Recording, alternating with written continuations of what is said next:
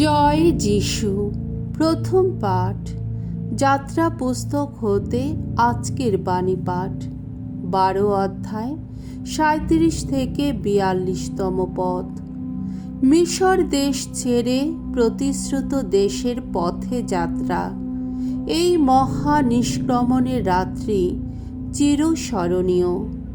ফারাওর কাছ থেকে মিশর দেশ ছেড়ে চলে আসার অনুমতি পেয়ে ইসরায়েলীয়রা রামসেস থেকে সুক্কোতের দিকে যাত্রা করল। যত স্ত্রীলোক ও যত ছোট ছেলে মেয়েকে বাদ দিয়ে শুধু পুরুষের সংখ্যা ধরলে প্রায় 6 লক্ষ লোক তখন পায়ে হেঁটে রওনা হলো।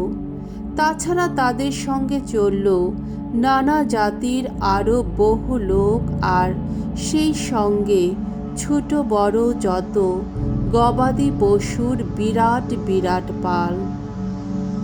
ইসরায়েলীয়রা মিশর থেকে যত মাখা ময়দার তাল সঙ্গে নিয়ে এসেছিল, তারা তা থেকে খামিরবিহীন রুটি তৈরি করে সেগুলো সেঁকে নিল।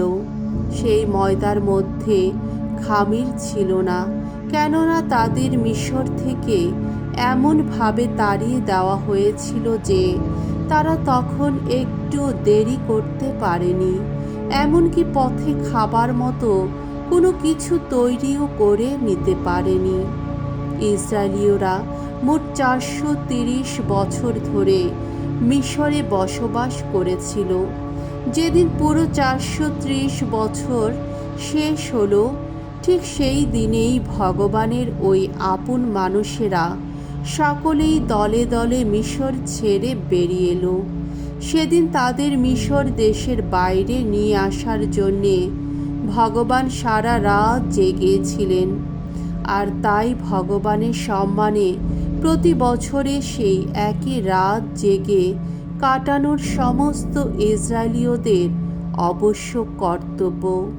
পুরুষানুক্রমেই তা অবশ্য করণীয়। প্রভুর বাণী। ঈশ্বরকে ধন্যবাদ।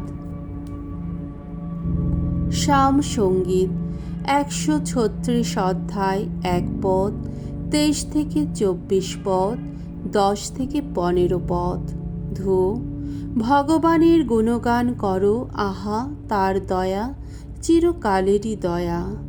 ভগবানের গুণগান করো, কত না মঙ্গলময় তিনি, আহা তার দয়া চিরকালেরই দয়া। আমাদের স্মরণ করলেন তিনি আমাদের লাঞ্ছনার দিনে, আহা তার দয়া চিরকালেরই দয়া। শত্রুর কবল থেকে আমাদের মুক্তই করলেন, আহা তার দয়া চিরকালেরই দয়া।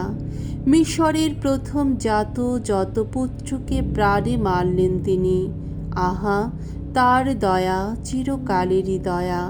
মিশরীয়দের মধ্য থেকে ইসরায়েলীয়দের উদ্ধার করে নিয়ে এলেন তিনি, আহা তার দয়া চিরকালেরই দয়া।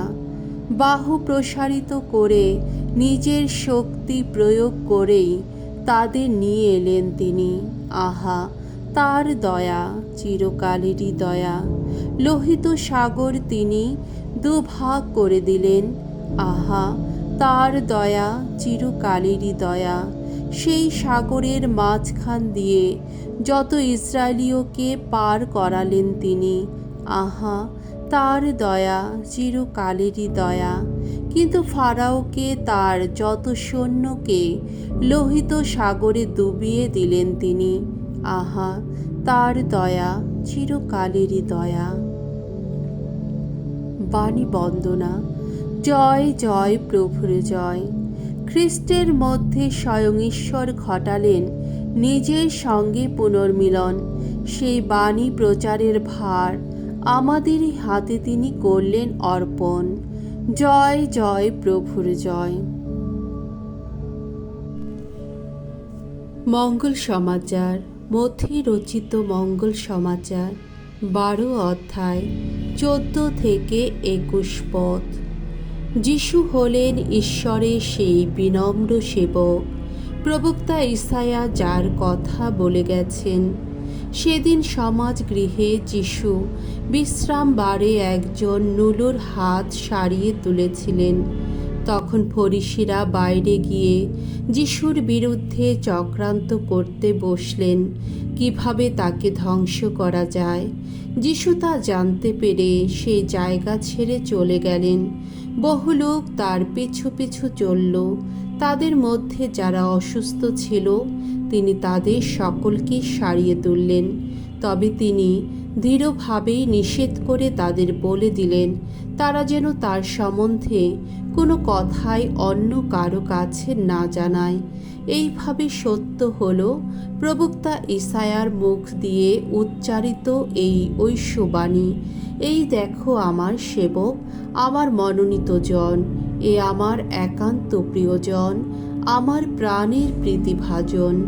আমি এর ওপর আমার আত্মিক প্রেরণার অধিষ্ঠান ঘটাবো। এ তো জাতি বিজাতির সবার কাছে ঘোষণা করবে ন্যায় নীতির বাণী। এ কখনো কলহ বিবাদ করবে না, চিৎকার করবে না, এর কণ্ঠস্বর পথে ঘাটে শোনা যাবে না কখনো। দোমড়ানো নল গাছ এ তো ছিঁড়ে ফেলবে না, নিভিয়ে দেবে না সলতের ধিকি ধিকি আগুন।